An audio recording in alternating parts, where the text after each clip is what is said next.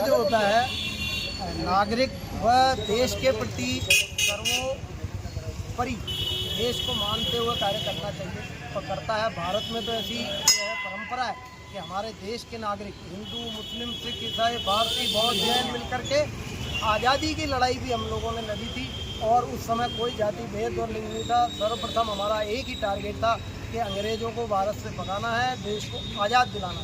आज़ादी मिली और वो हमारी विजय हुई।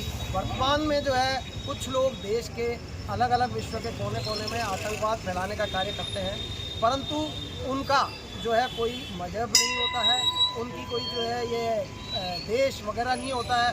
कुछ लोग जो धर्म से या राह से भटक जाते हैं, उनका ये उद्देश्य होता है। इन्होंने विश्व के कोने कोने में कुछ क्षेत्रों में आतंक फैला रखा है और उससे सब लोग पीड़ित हैं। इसको लेकर के भारत सरकार आतंकवाद के विरोध में निरंतर कार्यरत है और विश्व में इसकी तारीफ होती है।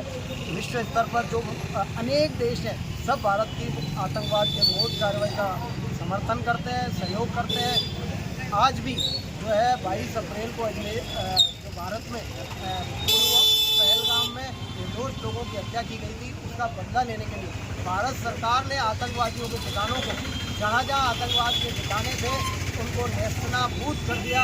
भारतीय सेना पर हमें गर्व है।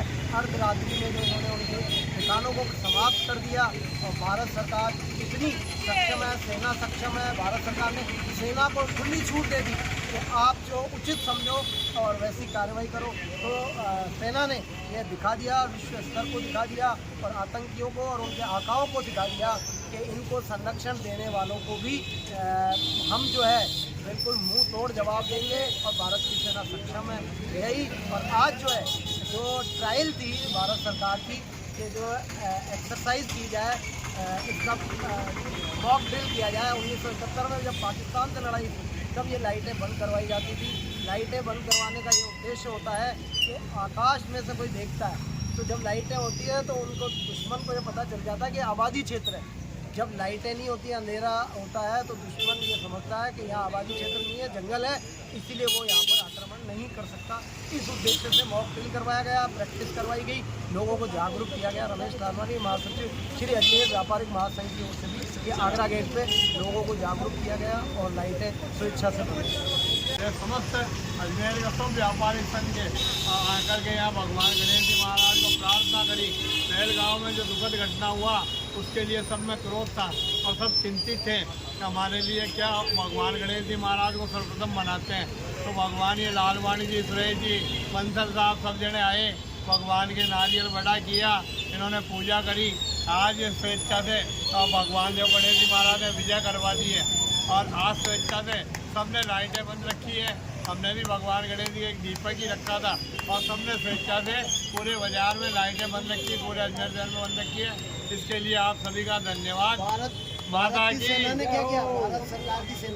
सरकार की सेना ने बहुत अपूर्व कार्य किया, उसके लिए हम सबको गर्व है और हम भारत सरकार की सेवा को और भारत सरकार, केंद्र सरकार के सभी प्रतिनिधियों, नेताओं को हम बहुत बहुत बधाई देते हैं। भविष्य में ऐसा कार्य हुए, पाकिस्तान को ऐसी मुंह तोड़ सजा दी जावे जो भविष्य में भारत की तरफ नजर उठाकर नहीं देख सके। आपका नाम बताओ। घनश्यामाचार्य, प्राचीन गणेश जी का मंदिर, Agra gate, Ajmer. Blackout के चक्कर में हमने दुकानों की रोड लाइटें सारी बंद है। हमारे सामने आसपास के सारे दुकानदार लाइटें बंद करके खड़े हैं, गाड़ी घोड़े सब हमारी दुकान के सामने खड़ी है, लाइटें बंद करके खड़े। लोग बाग सारे सहयोग कर रहे हैं, हम गवर्नमेंट का, प्रशासन का, सबका साथ में हम